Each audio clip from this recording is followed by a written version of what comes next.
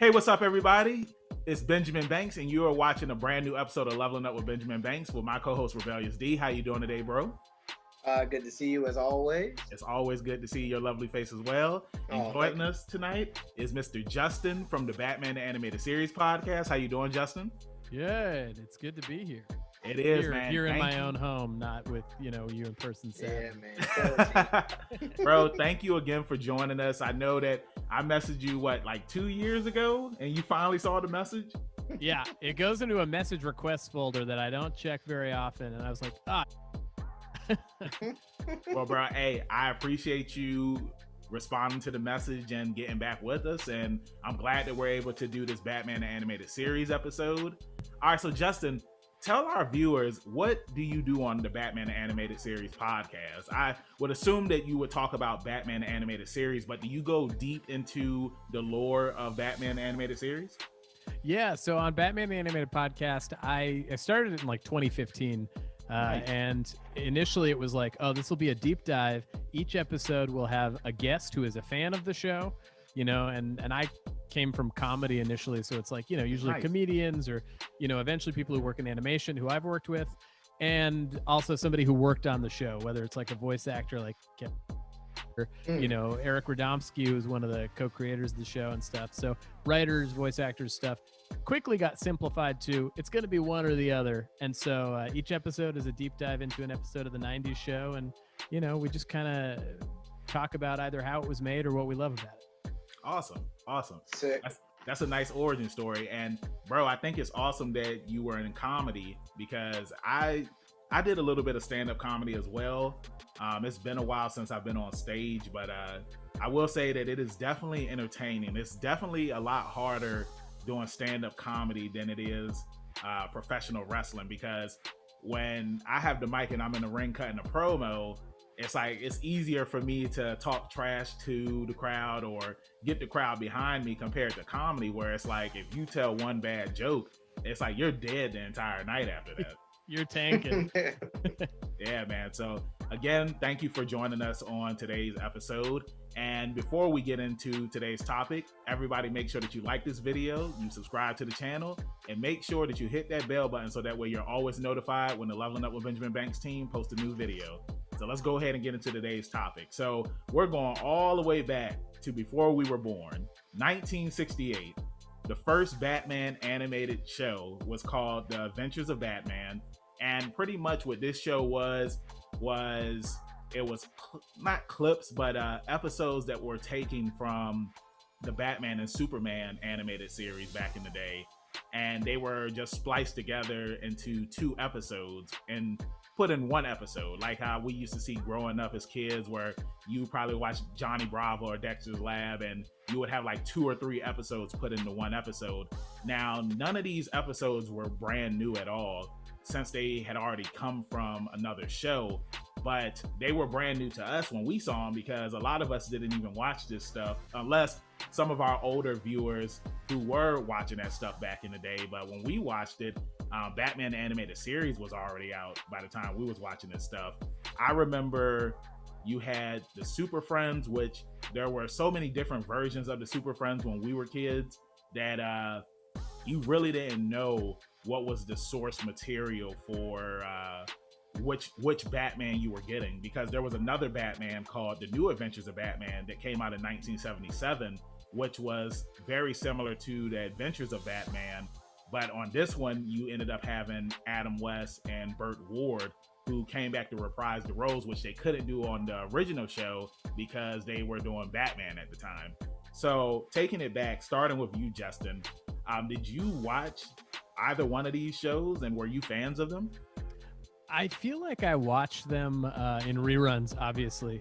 And yeah, I didn't have any concept of like which show was what. I remember watching Super Friends. I remember sometimes it sounded like Adam West and Burt Ward, and sometimes it didn't. But I think at that age, I also just had no concept of like what the making of the show was. And I think it was, so long ago, but it was like packaged in a way where they would kind of mix them up, Exactly.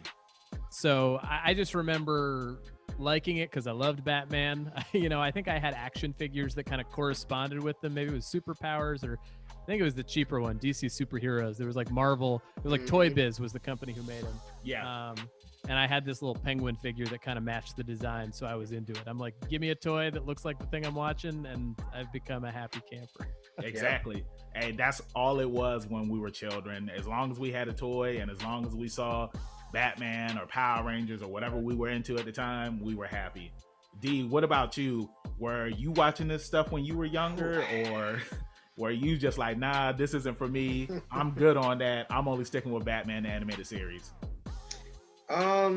Loosely, just like Justin said, like the Super Friends and things of that nature. I'm not sure, thinking back on it off of memory, what was the first thing I saw. I remember the Super Friends, obviously. Of course. But yeah, I guess so. I mean, it's Batman. You can't go wrong with Batman, so. Yeah. Yep. Now, I do remember this Batman. He was very popular on appearing on the Scooby-Doo movies. I believe that's what it was, where they would have guests from movies and TV shows, and we would get Batman and Robin. And I always used to get hyped for those shows because it's like it was a team up, and I loved Scooby-Doo as a kid. I loved Batman and Robin, so it was awesome seeing them up there, seeing the Joker or the Penguin or the Riddler. Scooby-Doo has always done a good job at, doing crossovers with stuff like how they did with Supernatural a few years ago. I want to say it was the first Scooby-Doo that was actually dark. Like, they had dark elements. People were actually dying up there. So I thought it was just cool just seeing Batman on Scooby-Doo, and we later see him return on Scooby-Doo once we get to Batman the Brave and the Bold, which was awesome as well. Moving along to 1992, where we get to Batman the Animated Series, which is the series that everybody loves. Everybody loves Batman the Animated Series. Justin has a podcast called Batman the Animated Series Podcast. So it's just like, it's something that was very important in our childhood, along with other important cartoons like X-Men the Animated Series and Spider-Man the Animated Series. And those three cartoons right there are in my top three when it comes to animated cartoons. Now, with Batman the Animated Series, the idea came from the Batman 1989 movies with Michael Keaton, and I love the fact that this movie series was able to inspire this cartoon, and for it to like have such a longevity and to still hold up to this day. Whenever somebody talks about Batman, they always go straight to Batman the Animated Series. And Kevin Conroy, Mark Hamill, they did such an amazing job that whenever a new Batman product comes up, it's like I'm always hoping that we get those two guys to voice Batman and the Joker. Starting with you, D, when you were first introduced to Batman the Animated Series, what was your first reaction, going all the way back to when you were a younger rebellious D? I just want to start with the fact that he didn't take anybody's crap. Batman really never has. Yep. But it was, to me, it was a much darker tone than what we had seen before that. And I just remember all the iconic villains. You get them all in that show, and that's what's fun about it. I think that's one of the instances where you do get people like the Mad Hatter and Clayface. You don't see too many of them too much anymore. Yep. And it's fun. So, yeah. Justin? Oh, man. I talk about this for hours. Anyway. Yep. But yeah, I think it's the cartoon that changed me, or made me want to get into making cartoons, so which is the dream. So it's one of those shows that I feel like worked on so many levels. Like, it really is this beautiful, sad, kind of like sweeping operatic tragedy, but it's also fun, and you have these colorful villains, and they also like the Mad Hatter and Clayface and Mr. Freeze, who I brought. What's the sick. Hey, that's my favorite right there. It's a tie between Mr. Freeze and Two-Face? Scarecrow. Scarecrow's great. He's fun, dude. And but continue. I'm sorry. Go ahead. I just mean, I feel like it was like both fun and like deeply sad, and I feel like as a kid it was even if I didn't understand it, I think it was, you latched onto these villains even more than Batman. And I think You know, everybody goes through tough times to varying degrees, and I think as a kid, seeing that, even if you didn't recognize it, maybe it was a way to express it, you know? And I think there's so much deeper underneath the series, you know, than just kind of like your classic, like good versus evil. There was a lot more nuance, and man, it's beautiful. Yep. I want to tack on to what Justin said is also DC. One thing they have in common, whether it's Flash, Superman, Batman, any of them, they all have these, especially the big, I guess the big six, they might be called. They have colorful villains. Yeah. And that's something that's different from Marvel, especially with Batman. He has the best. Yeah. I mean, the Flash has some cool ones, but I was about to say the Flash. You know, but they don't get as much airtime as the Batman villains. Yeah. So yeah. I agree with you on that, man. You know, just like what Justin was saying, where you had the moments on the show where it made you happy, it made you sad, it made you laugh.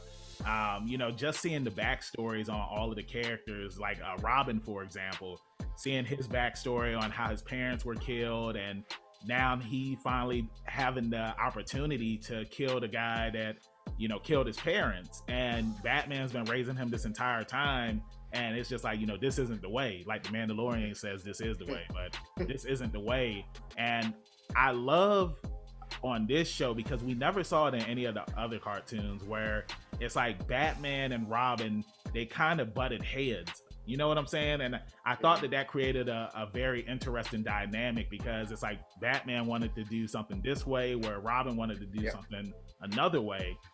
And we eventually, you know, that headbutting, it reaches the tip of the iceberg when the new Batman Adventures comes out in 1997, where Robin and Batman, they break up and Dick becomes Nightwing. And I was so happy that they did that transition and showed him becoming Nightwing, and he just got tired of putting up with Batman's crap.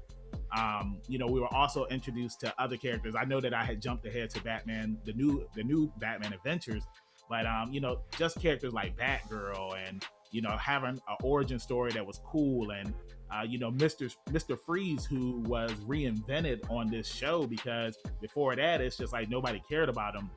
And I just think that everybody did a really good job with every villain, with side characters, and just making you care about these characters that you really didn't care about before. Now, D, I know that you said that your favorite villains were Mr. Freeze and Scarecrow. Justin, your favorite villain is Mr. Freeze. Who else is one of your favorite villains? It's hard to choose. I feel like I love them all, but yeah, I think Scarecrow's great. I especially like the new Batman Adventures Scarecrow. That kind of redesign was very cool. Yep. I really love Clayface. I think these the really tragic Two-Face, Clayface, Mr. Freeze, like just these sad dudes, you know, are what resonated. Yeah, for me, it's definitely Mr. Freeze, because I felt bad for him when I was a kid, because he couldn't be with his wife.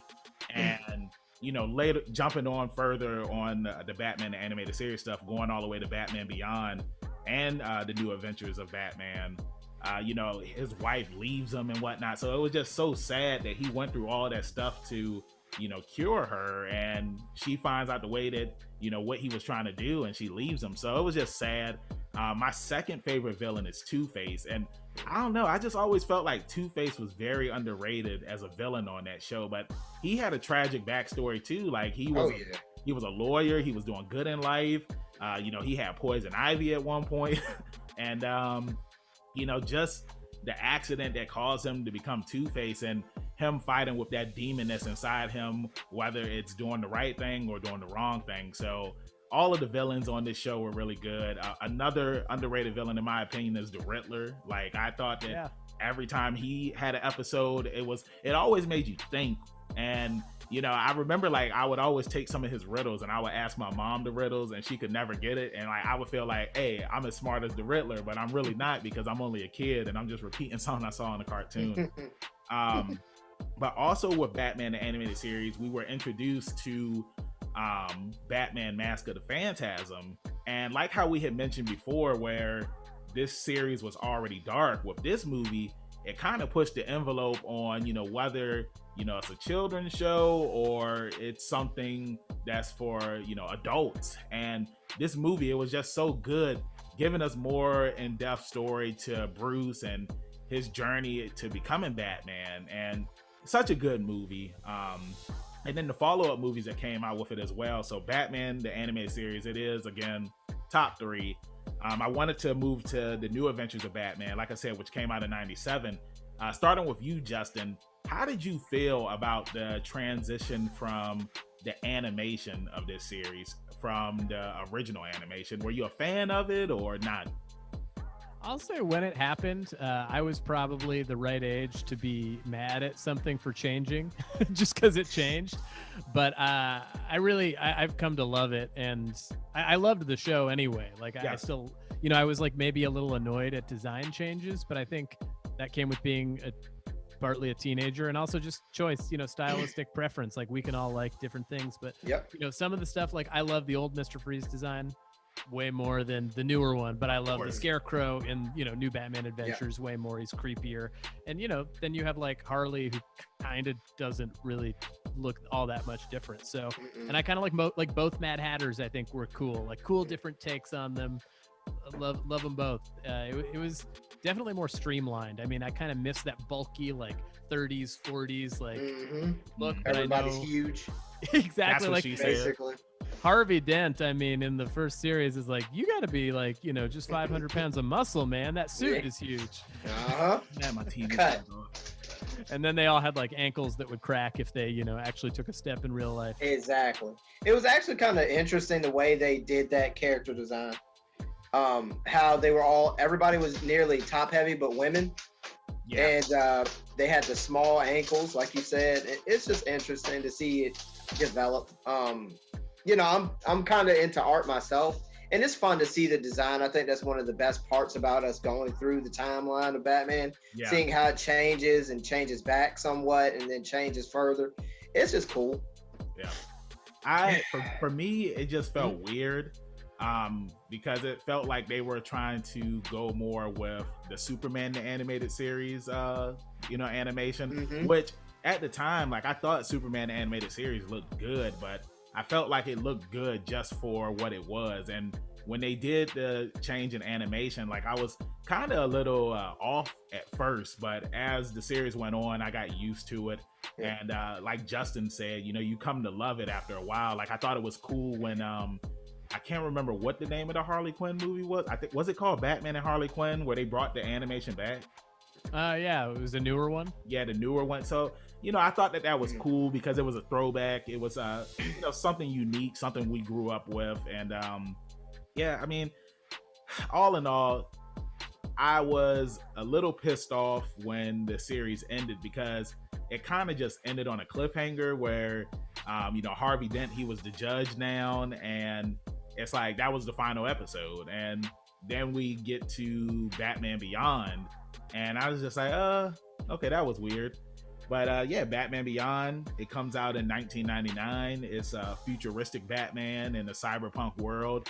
And I remember when this came on, it came on a Sunday night after Sister or Smart Guy. I just remember that it was prime time. And I was like, I always knew when I was a kid, because they did the same thing with Power Rangers, where sometimes Power Rangers would come on Monday night at 8:00. And I'm just like, yo, this is serious if it's coming on at the time where adults are supposed to be watching TV. So Batman Beyond, we see Bruce. He's older now, and he hangs up the suit after, he's fighting some villains, and he pulls a gun and he's about to shoot the villain because he can't beat him. And I like the dynamic, and it's just like, I'm old now and I can't do this anymore. So I'm just going to hang up the suit. And then with this happening, crime goes up in the city and whatnot. There is no Batman. Batman is just a legend, a myth now. And, we're introduced to Terry McGinnis. And Terry McGinnis, he's a really cool kid. I loved that in Batman Beyond, it kind of had that Spider-Man, the early Spider-Man feel to it. And it's like, you kind of see that with some of the villains that we see on this show. I believe it was the Terrific 3 that was kind of like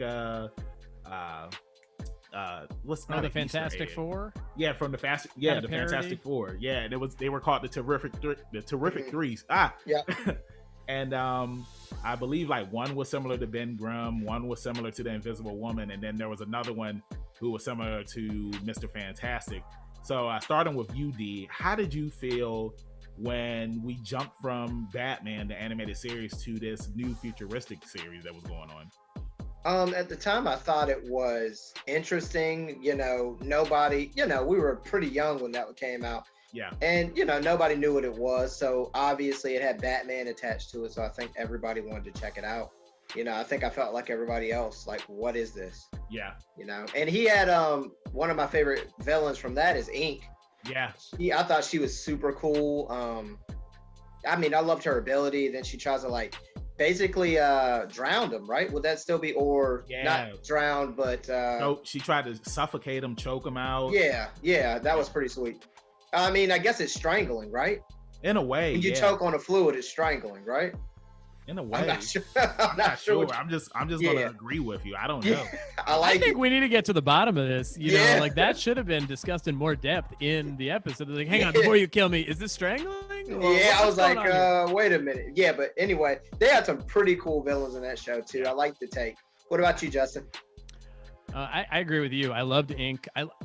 I thought they did such a good job because I think I went in with like an impress me, like I was like, I this is new to me. And also, you hear it's like there's going to be a kid Batman is kind of what you think. And then they really justified why, I think there's like a heart attack that almost happens in the first episode. Like Batman, Bruce collapses and Terry became his own different character. And I agree with what you were saying. The dynamic is so fun. Like I also think, kind of to touch upon New Batman Adventures, it was a bummer that they didn't wrap up a lot of those character stories. And for sure Two-Face we never got to see again really in a meaningful way, but I did think that it was cool. We got to see Mr. Freeze, we got to see Bane is now this guy who's kind of almost OD'd on Venom, and we kind of hear, we see Barbara Gordon is now Commissioner Gordon, and of course Return of the Joker, which I'm sure you'll get to. But it felt like they were tying up loose ends, but it wasn't all fan service. It was like, no, there are these other interesting characters. Like I love Shriek. He's very. Shriek was a good one. Yeah. Yep. He was the guy who uses sound waves, right? Is that one? Yep. Yep. And the first episode with him, I think they do such a cool action sequence where I think they remove the sound and it's in this big factory. And it was just like, it's rules. Yeah, man. Really, really good. I just love like all of the stories and the elements, because it's like they still brought in stuff from the past, so that way it kind of wrapped it up in a way. And like you said, Justin, Batman Return of the Joker, when I first saw it, it was just crazy because we had the Joker gang, and these were a gang of thugs that were inspired by the Joker. So as a kid, I was just always like, are we ever going to see the Joker? Like, what happened to him? Like, Bruce, he would always allude to stuff from the past, but he was a very private person. He didn't let Terry in on everything. And when that movie came out, and like just how dark it was, man.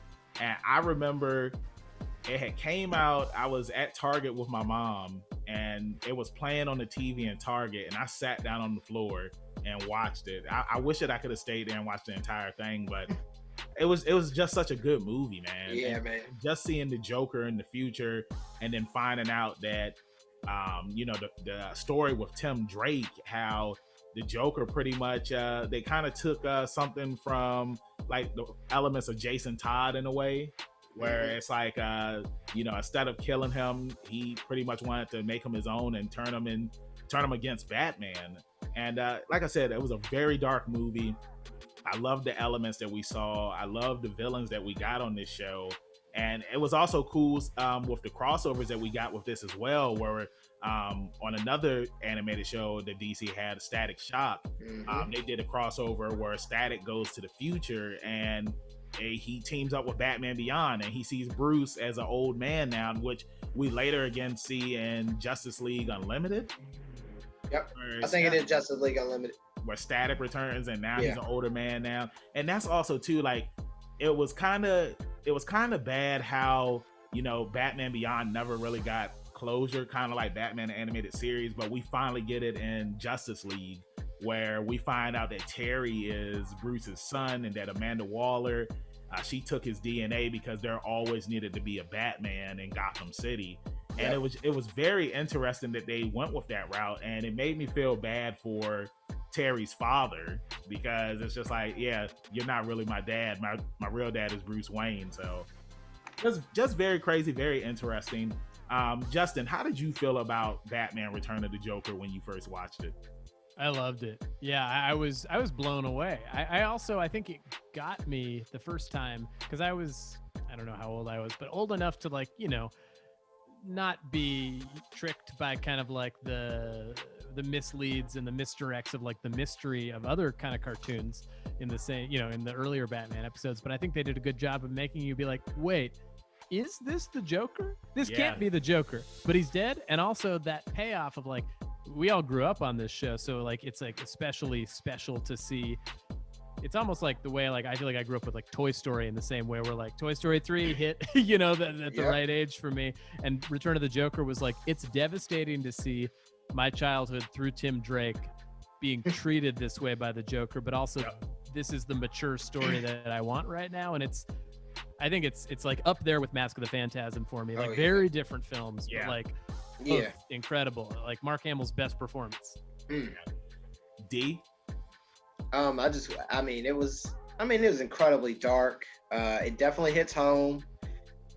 Tim Drake, just, the abuse and stuff this guy went through. It was fun. It was eye-opening because I think it, like Justin was saying, it was at the age when we got it.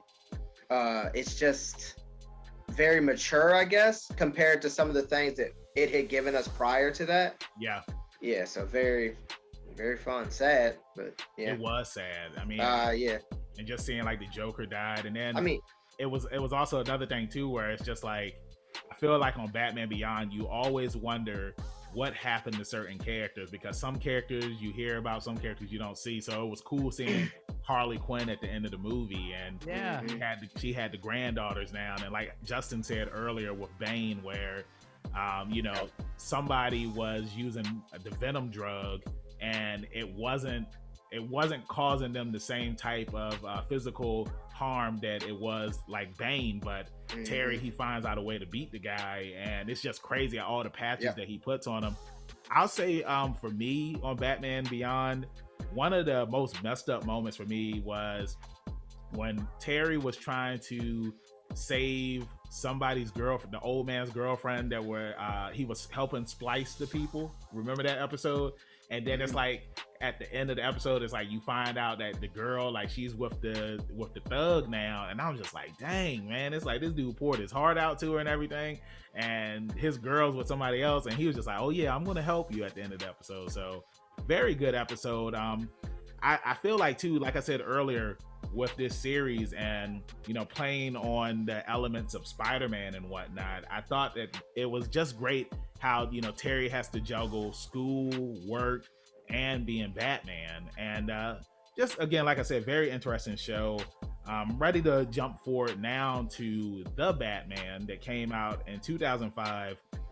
Now, when this show came out, I was a teenager now, and I was going to give it a try, but I wasn't really feeling the animation for real. But I was just like, you know what? I'm still going to check it out. And when I watched it, I was just like, pass. Justin, how did you feel when you first saw this new Batman? So I was a little older, so I think I was just starting college when I went to when I saw it. I guess I was still a teenager. That's I forget. But yeah, I watched it all. I watched every episode. It was like very fun to like have a Saturday morning cartoon. I think that's when it still came on. I was reticent. I wasn't super into it at first. But I think it's hard because coming off Batman the Animated Series and that larger DC animated universe, it's been years of being entrenched in this like one version of things that, again, it's like a new thing is going to have to really do something different to prove itself. But I think it was so distinct, and I think especially in the second season it really hit its stride, and they expanded out to kind of like Justice League characters. But I loved like their take on, I thought Clayface kind of was their Two-Face on that show. I thought that was really cool, and I liked The ventriloquist I thought was really fun. And I remember there was a bit where it was like there was a giant Scarface holding an Arnold Wesker. And I was like, yeah, why haven't they done this before? And it's also Dan Castellaneta, the voice of Homer Simpson, voicing a Batman villain. I'm like, yes. That's pretty sick. Yeah. Didn't know that. Thanks. Yeah, it ended up being, I thought, a really solid show. Very stylistically different. The fights were like much more, I don't even know, like fast, zippy, almost like anime kind of. Yeah, that's what I was about to say. Yep. Yeah. They, I'm pretty sure with your changing of the artwork through the errors, I'm pretty sure that they take influence from what's going on around them. Like you said, like more of an anime, fast paced. Whereas like in the 90s, it was like Poom Pow, kind of similar to the Adam West fashion of fighting. So, yeah. Yeah. D, how did you feel about it? It was definitely a different art style. But I mean, just like I said before, the one constant with Batman is I always look forward to seeing what villains they're going to show me, what storylines they're going to show me. It's a constant theme with Batman because it's almost like episodic in a way, similar to any of them. It's like you don't know what you're going to get in each episode. And I think that's what helped me to tune in as it changed. Although it looked different, I still wanted to watch. It was still intriguing. Yeah. And see, I always feel like the Batman, because a lot of people didn't want to give it a chance. I believe at this time, Justice League was on TV at the time. So a lot of fans, they just stuck to watching Justice League and Justice League Unlimited and really never even gave the Batman a chance. But I just know over the years that like I heard nothing but good things about it. I seen a couple of videos where there was one where they jumped to the future and now you have Nightwing and Batman, like they're an older man. He's an older man now. And I believe is Barbara, is she Oracle at this point? I can't remember if she is or not. I know she shows up as Oracle in a couple of them, right? It's been a while since I saw it. Yeah, it's been a while. It's definitely been a hot minute, but I mean, it is something that I will eventually try to get into. Like I said, I mean, it's just something that a lot of people just missed out on. I do think some of the character designs and whatnot, they kind of felt a little childish. Like when I saw this show, I knew that it was marketed at kids. You know what I'm saying? So like that's why I just skipped it. I wasn't really a fan of how the Joker looked, but I understood why they made him like that, because they wanted him to look like a Joker on the card. So just looking at some of the pictures when I was putting this episode together, that was supposed to be on my TV, but now the TV went off. Some of the characters, like, they look very interesting. Like Mr. Freeze, like, he looked really cool. I like how he had like an icicle type head and whatnot. So I thought that was really cool. Did you guys watch, I believe it was Batman versus Dracula that came out with the Batman? Justin, how did you feel about that movie? I loved it. I was like, I haven't seen it since it came out, but I think that was at the tail end of the Batman. So I feel like they really found their footing. And look, not every version of Batman needs to fight Dracula, but you want to see it. I think at some point you want to see it, and it was really cool to see gothic horror and like, supernatural vampires. Like no trying to explain it away other than like, nah, these are vampires, and Batman's gonna fight vampires. And they did a really good job with the stories and pulled from like really good horror kind of tropes and iconography in films and stuff. So if you haven't seen that, I think as a standalone, it's like a good Halloween watch. It's like, yes, Batman and Dracula, perfect. D? Yeah, I have not personally seen it, but since Justin, aka the Batman expert, has said to recommend it, I'm gonna put it on my list. I'm a big Halloween guy. It'll be playing on my TV this year. All right, so now we move to 2008 and we get another new Batman series, which is Batman the Brave and the Bold. And this was a pretty interesting series because, like I said earlier, with the team ups and everything, that's what this show was. It was nothing but team ups. I don't remember any episodes where Batman just worked by himself. I believe every episode started with Batman teaming up with somebody, and then when the episode started again after like the opening of the episode, it was another team up. D, how did you feel about Batman the Brave and the Bold? Were you a fan of like how it was a throwback to the originals, and it was very Adam West, or where you're not a fan. I see you. I'll say, obviously, I know you're a huge fan of it. no, I'm not a huge fan, but it's just that's the fun with Batman. I mean, it's just like I said, you want to tune in. I'm a huge fan of, if nothing else, with like the Justice League shows, is seeing Batman team up. He's the most interesting person to put with other characters because we know how he's gonna look at people. Yes. Like, it's like, what are you doing? Stuff like that. And he tries to constantly figure people out anyways, just because that's how Bruce works. Yeah. But he's the master detective. And I think it's a very fun show, especially for kids. And I mean, if you grew up with Batman, I think it's still a fun watch. Yeah. Because they, like I said, DC, they do a good job of just mixing and matching people anyways. And it's fun. They have such a colorful cast of people. Yeah. Or characters. So yeah, I like it. Thumbs up. You said exactly what I would say. Yeah. I love The Brave and the Bold. I think it is such a good show. And I think the first season's pretty good. And then it just gets even better. And like most shows, it finds its footing. But I think it's like James Tucker's baby. And it's so funny and true to the spirit of the comics it's kind of emulating, and like those wacky team ups. And you're right, like exactly, Batman's the most fun to see with any character. Yeah, just because we know how Bruce is. Yeah. He's just like, come on guys, he's a grump, but he also has heart, and I think it's very fun to see that dynamic. And I think with Brave and the Bold, they play more for comedy. Like, I love Aquaman in Brave and the Bold. I was going to bring him up. Yes. Yes. And I can't remember. I'm so mad I can't remember the voice actor who voices him, but I know he played Jefferson Darcy on Married with Children, and I'm so mad I can't remember his name. Do any of you guys remember who his name is?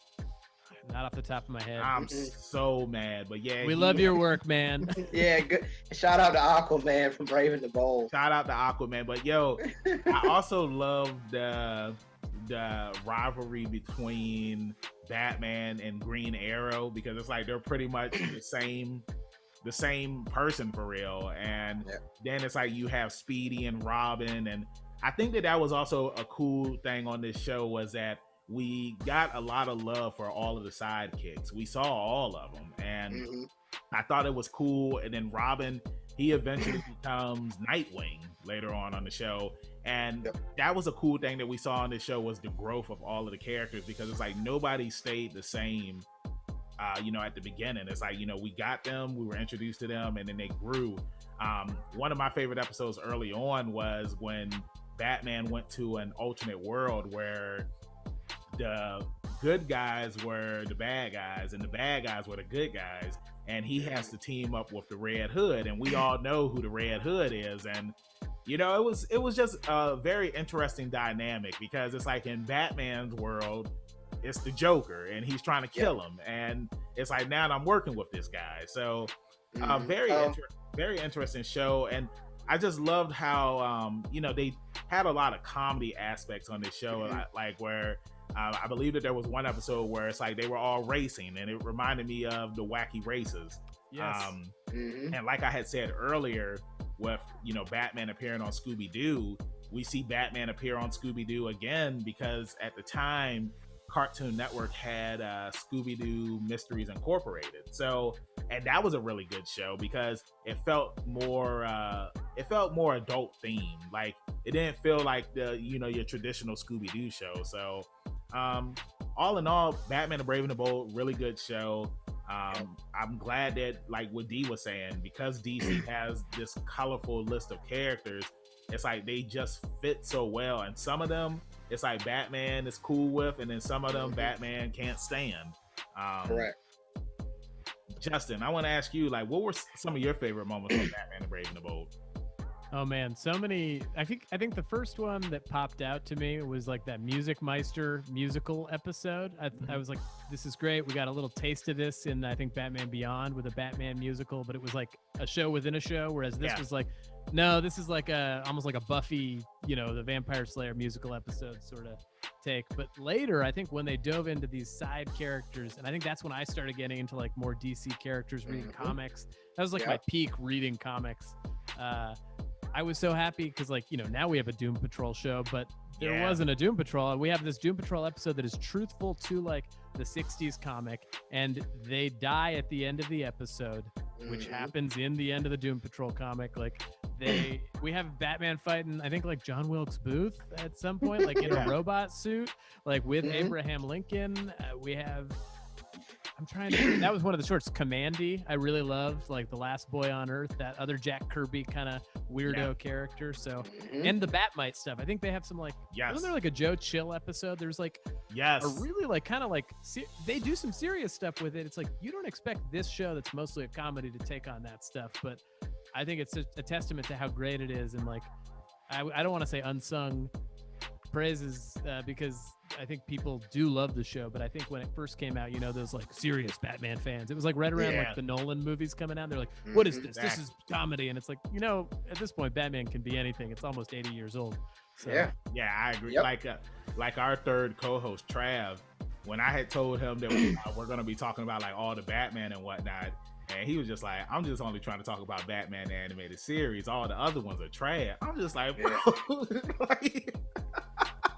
Gotta have an open mind, man. I asked him, I said, bro, you don't like Batman the Brave and the Bold? He said, nah. And it's just like what Justin was saying. It's like you had like these serious fans or people that were only, they only cared about Batman the animated series because like I said, when the Batman came out, I was still a fan of Batman the animated series, so I wasn't really going to give the Batman a chance. But, after hearing good things about it, I wish that I could find it somewhere because I don't think it's available anywhere. I don't think.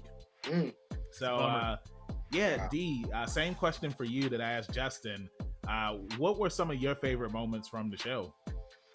Like I said, dude, it's fun. It's like doing a Justice League show, but just with Batman and throwing in random people with him. But probably the episode, I like Blue Beetle a lot. Anything dealing with him, those moments are fun. He's a fun character. I like the actual alien that attaches to him that's pretty sweet. I guess it's a weapon technically. Yeah. He's a cool character. Hawk and Dove. Night of the Huntress, I think is the name of the episode with Black Canary. She's awesome. I mean, dude, I could keep going and going, but it's just fun to see what you get because it does jump around. You get some time travel and all that stuff wrapped in one with a bow on top. So. And, I like how you had brought up Black Canary and how Justin was talking earlier about Doom Patrol.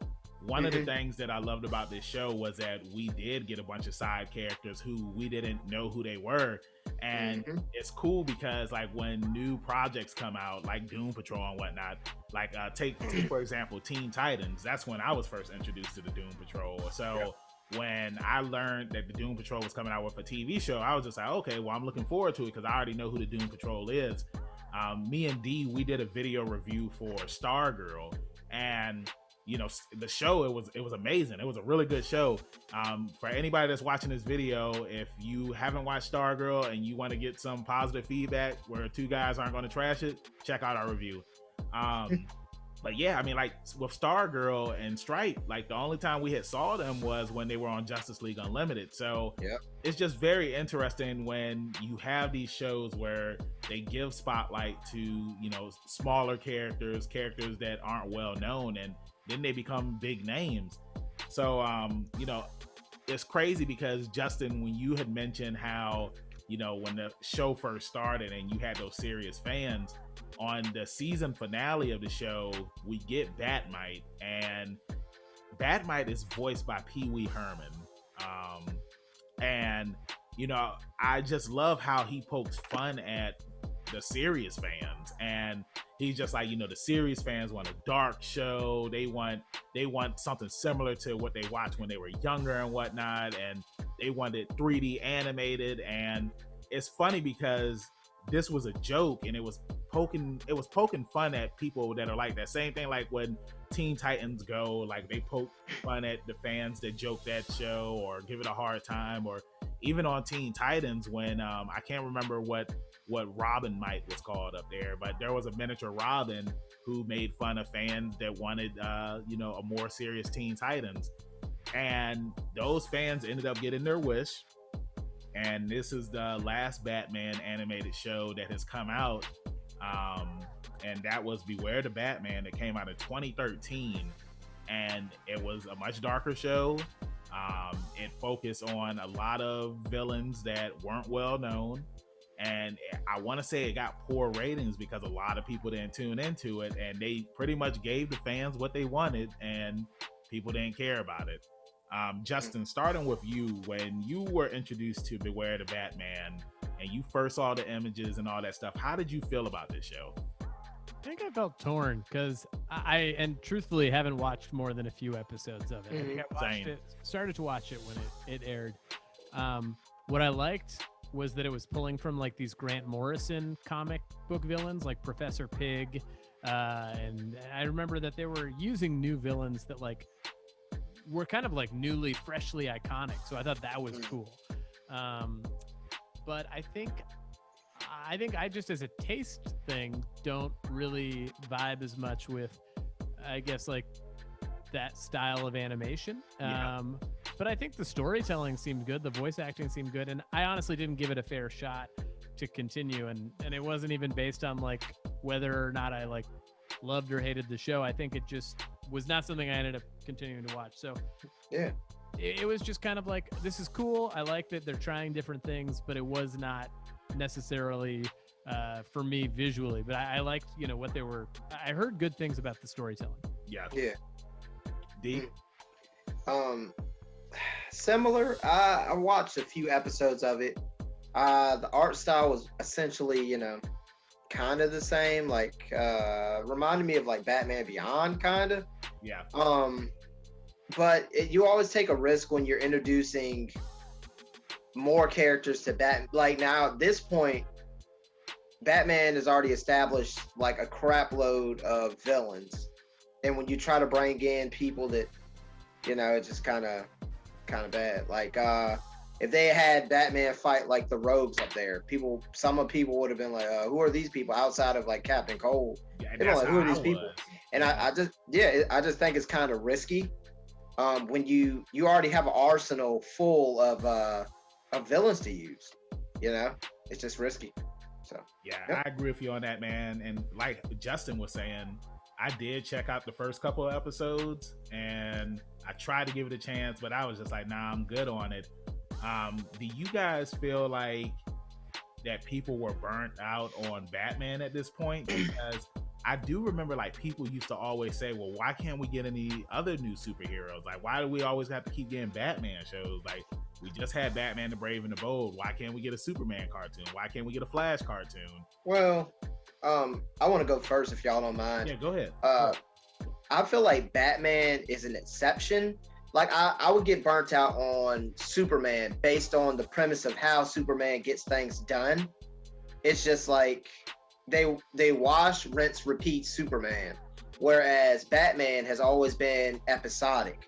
Yeah, and it's more interesting because Batman, I feel like at this point it's Superman is Superman, Batman is human, and he just the way he has to outthank people, his content can be more interesting, I guess.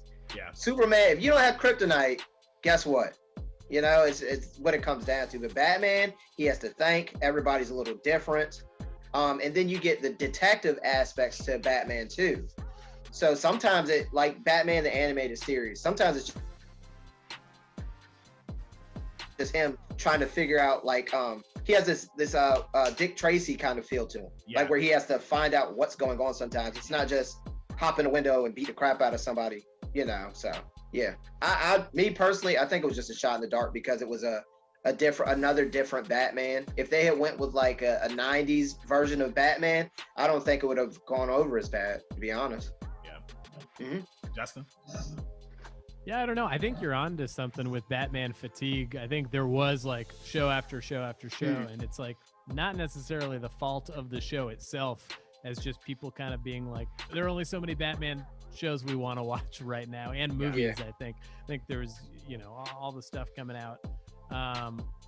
And yeah, I think what you're just saying is like so cool that Batman can be all of those different things. And I feel like there is a version of Superman that could be that. I think he's just harder to crack, right? Because it's like the easiest version of him is like, yeah, he can do anything. But I think it's it's like he's the quintessential like immigrant story. He's like out of place as a teenager. You know what I mean? Yeah, like that's true. That's true. Somebody who has like the most human struggles of all. And he grew up not realizing he was, an alien. Yeah.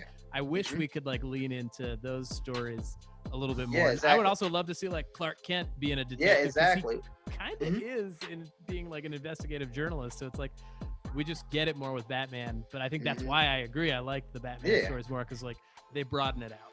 Yeah. Now, just to piggyback off of what you just said, Justin. Now, when I say it's wash, rinse, repeat with Superman opposed to what we get from Batman, I mean, like the movies, the Christopher Reeves movies, they just constantly, they wash, rinse, repeat those. Yeah. And especially us growing up with this stuff, it's all we really knew. Even the Man of Steel, to some degree, touches on the same stuff. Everybody knows John, everybody knows his origin story. Now, I think if they were to tone down his powers, to find a way to just tone him down, or use some of his galactic foes opposed to his earthbound foes would be really fun. Yeah, like, let him fight the people that can get like the dark sides and stuff. Bring it in like that and have him actually combat them more often than Lex Luthor. Once again, wash, rinse, repeat.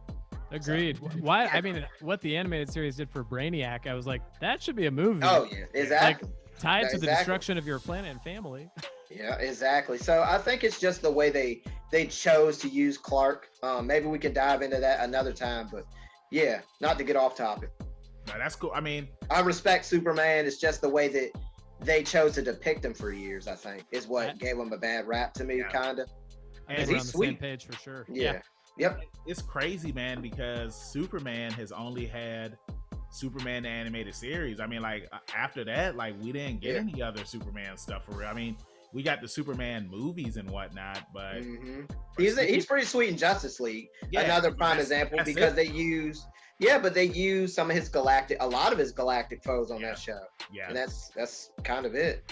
Yes, they really did a good job on Justice League and Justice League Unlimited when it came to giving Superman people that he could actually go toe to toe with. Like, we get Doomsday and Darkseid, whatever that one guy's name is, starts with an M, I think. The guy who brought the Black Death, I think it was called, that flower. Oh, Mongol, yeah. Yeah, Mongol, yeah, that's it. Thank you. Yeah, that guy's pretty sweet. Very evil. And even when he has his fights against Lobo. Oh, yeah, Lobo's a sweet one. I said Lobo. I'm thinking about wrestling. Oh, wait. Easy. I'm thinking about wrestling. Yeah, Lobo. Like, and I thought that was really cool that he was one of the villains in Superman Man of Tomorrow. Oh, yeah. It's like, this entire time on Earth, it's like Clark's been able to, be unstoppable, but now he's fighting against somebody that is kind of similar on the power scale to him, but not too high. So, I would definitely love to do a Superman just animated series or a recap or something. Yeah. But Justin, I want to ask you, then I'll ask you this, D. What do you see, going forward with Batman? Like, what would you want if they come out with a new show? I know that Kevin Smith recently just dropped some Easter eggs that they are reviving Batman the animated series. So if this is 99% true, and I have never been one to not believe the stuff that Kevin Smith says, what are you looking forward to on this reboot of the show? Do you want to see the original animation, or do you want to see the New Adventures animation? What villains are you hoping to see? Do you want to see new villains, or do you think that we're good with just having the same villains that we've had over the years? I think that's, so hard, because I'm such a purist, but also I want it to evolve and change and like reflect where we're at. So I think the happy medium, this is what I want to see, is something where that we've paid attention. It really respects the legacy of that DC animated universe. So it really, because that's what's so satisfying about whatever that JLU episode where it ties together Batman Beyond and Justice League and all of that stuff, and it ends with the first shot of like the Man-Bat episode or whatever. I want to see I'm fine with newer designs, because I think it's like going backwards feels kind of weird, although I wouldn't be mad. I like the old designs. I think I'd want to see individual stories, kind of like they always felt like mini movies, but I'd want to see like a serialized season. So like an overarching story that maybe is threading together kind of like smaller one-off stories that kind of build to something. So Yep.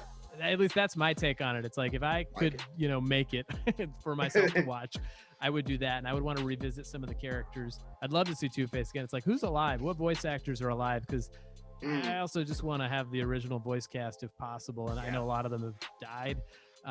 But you got Mark Hamill, you got Richard Mull, who's Two-Face, you have Catwoman, you have I'd love to kind of revisit those guys, and also I don't know, like let's see another Roxy Rocket episode. Let's dig into her, like some of these like weirder characters that only got like a little bit of their time in the sun, and then also new characters that we never saw that maybe have become popular in comics. Like I don't know if I necessarily personally need to see like a Hush storyline adapted, but I think I want to see like Professor Pig or whatever. Like who are these weirdo one-off characters from comics that we can throw in there? And I need a Ra's al Ghul episode. Of course. Yeah. Of course. I mean, he's pretty badass. D? Excuse me. I would really, me personally, I like the old animation. I think for any older viewer, I think it'll put eyes on it just because it's that nostalgia. But you do need new elements, like Justin mentioned. You need new elements to push it forward. I'm talking about taking like artwork and music from the 90s, right? Yeah. Late 90s. So obviously you need some driving force to push it forward. It would be nice to get that, but what are you going to do that's going to make it better than what it was? That's the whole purpose. If you're going to bring it back, it has to be right. Right. Like, you don't want it to, sorry. Yeah, no. Go ahead. Piggyback.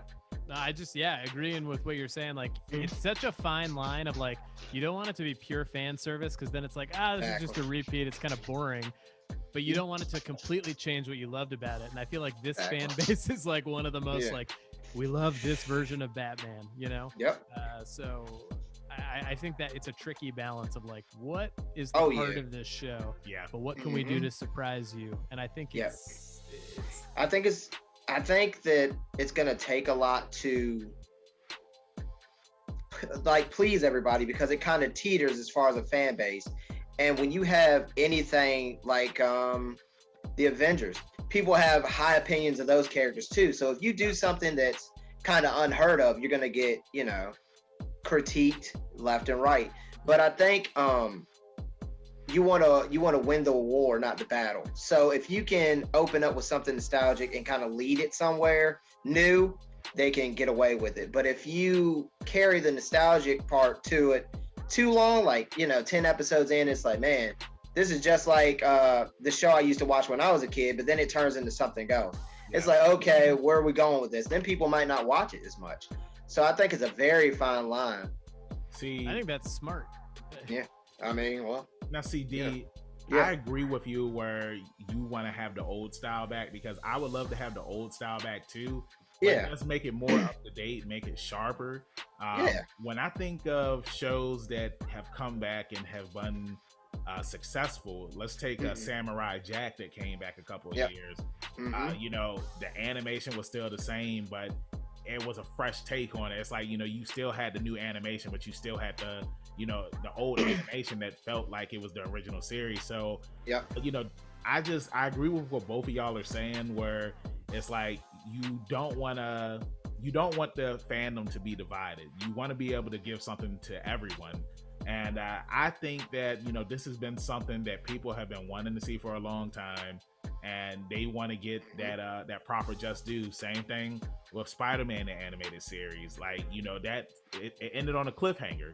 We never knew what happened afterwards. And, for years, there's been rumors that, this show is supposed to be coming back. And now with Disney Plus and HBO Max and all of these streaming services, they can give fans what they want. And I also heard X-Men animated series is supposed to be coming back. And I just love that we live in a age where it's like, they listen to us and they're like, we're going to give you guys what you want. I know for me specifically, I would love to see Jason Todd make an appearance up there. I would love to see Tim Drake eventually like join the Teen Titans, that version of the Teen Titans up there. I would love to see. I mean, I want them to go the Killing Joke route and have Barbara in the wheelchair and she's Oracle now. I would love to see the Birds of Prey. I just feel like with them bringing this series back, there's so many directions that they can go in with characters and introducing new characters and bringing back older characters. So I just hope that they do this right. I know that they will do it right. And yeah, I mean that's pretty much all I got to say. D, you got any more questions? Right a second first, before we do anything else, the one thing that I want them to do is not do some sort of like computer animation kind of thing. I think it's a project that would be best suited with traditional art. Yeah. Like, I think that that's something, when you bring something back, whether it's whatever cartoon or animation, when you switch that, I think you, in this case, just like food, I cooked for a long time, you eat with your eyes first. So when you see it and it turns you off that way, then when they hear the theme song and all that stuff, it's just, let's turn that off. Let's not. So I think that visually it has to be right more than anything else. I think that voice actors, you can get people that resemble these voices and things like that. You can get composers, but if the animation, isn't close or similar, I think that's a good way to mess up. Yeah. Yep. Spot on. Yeah, absolutely. Mm-hmm. Questions. He answered that question. Justin, what is your favorite DC character? Let's go. Favorite villain, favorite hero. Okay. Well, I Not mean, restricted to Batman, but if he's your guy, he's your guy. Ooh, this is so hard. Actually, if Batman's your number one hero, give me your number two hero and your favorite villain. I'll give you my non-Batman. Man, so my probably favorite hero. I really came to love, honestly, Green Lantern. I was like super into like Justice League, John Stewart Green Lantern. Like, okay, he that was the Green Lantern I was introduced to, and I'm like always happy. Also, like, you can't get better than Phil Lamar. Like, yes, yeah, as any voice. So I feel like very different, but I feel like I really love him, and I also just love like Green Lantern getting to make anything out of, obviously John Stewart Green Lantern is more of like a pragmatic kind of like shapes. Yeah, military. Me and Banks were actually talking about this yesterday. I think it was how I brought him up and I said that I liked his constructs because it was usually like military arsenal kind of like mortars.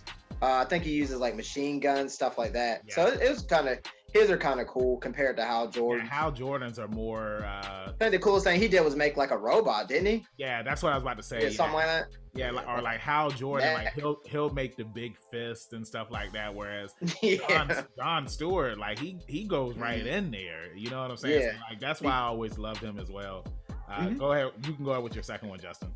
Oh yeah. No. Say, what's your favorite villain? Favorite villain? I mean, from DC. Batman, it's Mr. Freeze. So that's too easy. So, yeah, that's my guy. Yeah, exactly. We're on the same page. Yeah, man. I feel like let's go like weirdo villains, like Gentleman Ghost. I love the design. Jesus. Like just such a weirdo. So I love a Victorian ghost with like a floating monocle. Jesus. I know for me, favorite hero DC wise has to be, I think, Wally West Flash, because he's just very, very humorous, and he refuses to grow up, be an adult, so that's kind of cool. And villain, probably, I mean, it's Mr. Freeze. Oh, Captain Cold. He's one of my favorites, especially he got to get more exposure, especially in like the Injustice video game. I loved him there. He's in the TV show, or was in the TV show. Not sure if he's still there, but he was one of my favorites that I felt didn't get any justice or love back in the day. I always liked the fact that he had an ice gun. I mean, yeah, he was he reminded me of Mr. Freeze. Yep. Yep. So, Banks, you got yours? For a hero, now we're talking about like DC as a whole, right? DC as a whole. Okay, for me it would definitely be Nightwing. Just growing up, like I always loved Dick Grayson, and I loved his whole origin story, and losing his family and whatnot, and it was just something about him and that transition from becoming Robin to becoming Nightwing to becoming his own man, which is something that I loved when we finally got that transformation on Titans when he finally became Nightwing. I've just always loved the character. For villain, dang, this is a tough one because I don't want to say the Joker. It's a lot because everybody always says the Joker. Yeah, I mean, when you're actually thinking about it, there's a lot of them when you actually get presented with it. Yeah. Okay. That's why I know who it is. Riddler. When I was younger and they had comic books at the library, one of the first comics that I had got, I can't remember what the name of it was, but the villain in it was Vandal Savage. And oh, nice. And it's like I hated him because no matter what you did to this guy, he could not die at all. So I just always hated him, and like I always loved when we got to see him in animation, like when he was in Justice League, and he pretty much changed the tide of the war from bringing in futuristic weapons and stuff like that, so that way that he could help his side win. And then when we get Justice League Doom, and he's the villain in that, and he has all of these contingencies on beating the Justice League because of Batman. So I'd say Vandal Savage is a good number one villain, just because I still like just talking about him right now and I'm getting mad. So yeah, that's my number one. Okay. Well, that was it for the questions. I'm gonna let him off the hook this time. So I guess with that being said, I guess we can go ahead and wrap this thing up. Justin, thank you again for joining us on this video review. We appreciate you coming here and talking about Batman, and we just all love it. So before we let you go, tell everybody in social media land where they can find you at. You can find me, just my personal social media, at Hey Justin on Twitter and Instagram. And then at BTAS Podcast, if you want to hear that Batman podcast. I just started doing some episodes for the 6th anniversary. So we just have like 6 Congrats. new ones. Thank you. I barely make it anymore. But if you guys like new cartoons, watch Infinity Train on HBO Max. It's a show that I wrote on. So sick. Oh, for real? Hey, bro. What's Sick. crazy is I have that on my DVR, and I have it on HBO Max too. And it's something that it's like I've been putting off for so long. But now that you said that, like how D said that he's going to watch Batman versus Dracula, I'm going to watch that tomorrow. I'm going to start on tomorrow because I know that there's 2 seasons out now, right? 3. We got 3. Oh, it's 3. So, okay. I heard that. Check it out. Let me request get at least 5 episodes in. They're 11 minutes. Okay. Oh, that's easy. Leave it at that. All right. If you're out by then, you're out. But I think give it 5. Hey, well, look. All right. We know now when we do an Infinity Train review, we know who to go for. Yeah, that's right. Hey, that's right. Hey, D, let them know where they can find you at social media land. That's going to be rebellious _D23 at Instagram.com. And you can find me, your hero, Benjamin Banks, at KingBenji_Banks on Twitter and Instagram. You can look me up on Facebook, type in Benjamin Banks. I should be the first person to pop up. If not, then I need to contact Mr. Zuckerberg. Make sure that you follow all of the Leveling Up with Benjamin Banks social media accounts at Leveling Up Banks. And if you're feeling generous and would love to donate to us, we have a Patreon. It's at Leveling Up Banks. And make sure that you check out our podcast where we have new episodes every Tuesday. And then on Friday, the video of the interview is up on YouTube. Thank you again for watching this video. We hope that you enjoyed it. We hope that you check out some of these Batmans if you haven't seen them. And if you just want to relive your childhood and watch a Batman show, start with the Batman, because I know a lot of people didn't watch it. And with that being said, we'll see you next time on Leveling Up with Benjamin Banks. And remember, always keep your pinky up. Peace. Be sure to smash that like button if you enjoyed this video and get notified every time we upload a new one by subscribing and ticking the bell icon. You can also listen to the full episode by searching for Leveling Up with Benjamin Banks on your favorite podcast app. If you'd like to help support more great content like this, be sure to check us out on Patreon. We'll have the link posted in the description below. Thanks for listening, and see you on the next episode of Leveling Up with Benjamin Banks.